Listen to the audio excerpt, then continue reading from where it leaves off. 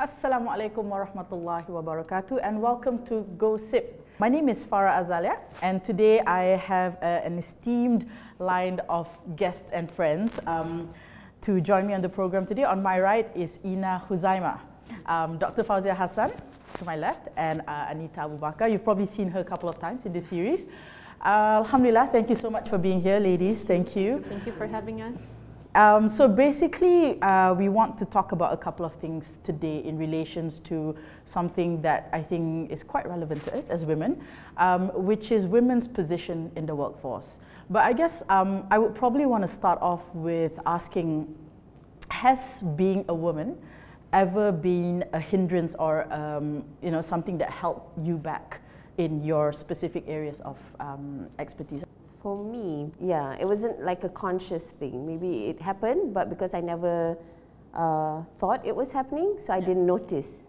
But when you go into publishing and you meet a lot more inspiring women in the industry, women who are in the corporate world, and the stories they tell, that's when you sort of realize that, hey, maybe there is sort of a different treatment you get.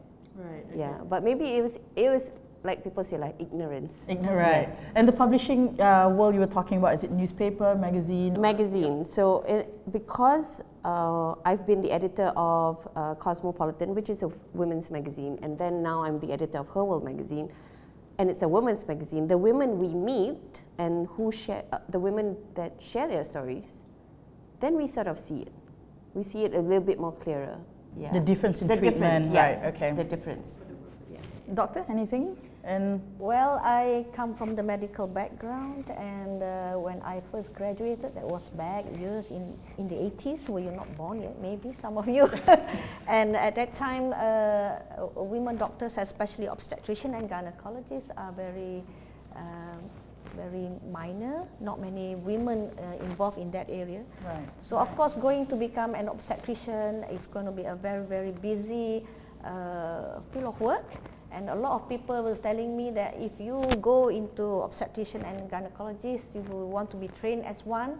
Maybe your husband will marry another one. Oh no. Maybe your family will be upside down and so on. So there's a lot of hindrances. But because I was really determined, at that time, I think for a Muslim woman, I am the 5th Muslim woman who actually had obstetrician, the specialist qualification. That was way back. Right. Okay. For me, I was in the corporate world for many years, but I was in sales and marketing. So when you come, when you're in sales and marketing, it's a little bit different. They like women. Right. Yeah, okay. so they need women. So it works to your advantage. Exactly. But this was, way back before I, had the hijab and everything. Yeah. So I think the challenges happened when I started climbing up the corporate ladder, because that is when, you have some competition going on. We hear a lot about wages inequality, being men and women, especially, in the US. Recently, you hear celebrities talking about it and all that. Is that, in your specific fields, is that something that is applicable to us here in Malaysia? Yes and no, because we have run an article about this, and when we've done interviews with people that are from employment agencies, and they don't say there's a big gap. There is, but it's probably in certain different industries. So it's various. So it's a yes and a no. So you might be in an industry where you don't feel it at all, and you might be in an industry that it's so obvious. But what's the justification of anything like that, though? Like, if it's just solely on a gender-based thing, could it be like, I don't know, unless they think that that particular individual has more to offer and all that? Because I think that this pay gap between men and women is so dated. Oh, it's beyond, beyond anything that, is still relevant today. Typically, people normally think that men should get more money somehow, because they're supposedly supporting the livelihood of the whole family. Maybe that's an ancient we'll go with what you said, ancient way of believing in things. But there's so many things that we still carry forward that are ancient anyway. More leaves. We're the ones that you know, do the baby thing. But the medical field, not so much. Yeah? I think because we all have I think everywhere, corporate or government, they will have a strata of a salary scheme, standardized. Right. Yeah. So I think if for the same job, the pay is the same whether you are a man or woman. But whether you want to go up the ladder is where the hindrance come. Yeah, because I remember my daughter wants to be in the master's program to do a specialist, but because she had taken 3 months or 4 months of maternity leave and breastfeeding leave, she's not eligible yet. No, there should be a balance KPI kind of thing for both, for women and men. But from the employer's point of view though, don't you think about it, like say if you were to run a small business and you were to hire people of the exact same skills, you know, one is, I'm just being very, you know, thinking of some examples, you know, one is a married woman and there is a possibility of her bearing a child and taking that significant amount of time off.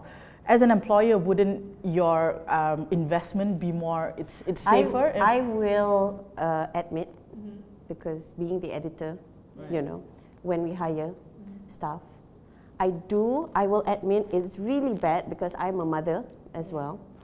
It still tugs at me or at my whole job sort of flow when someone suddenly gets pregnant. I mean, you know, I'm being honest. I'm being so honest that, you know, at the end of the day, we are like, we have to be slightly calculative when it comes to job flow and because we have to have a plan. Yes, and there's always that notion that's hanging at the back of our minds. Is she coming back or not after she has her baby?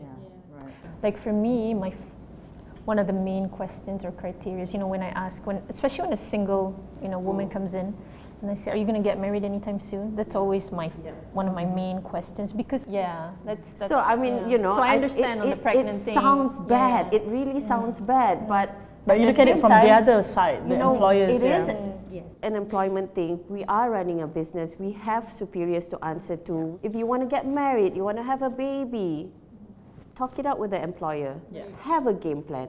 Have a solution. Tell the truth. If you have an inkling that you might not be coming back, tell us. Yeah.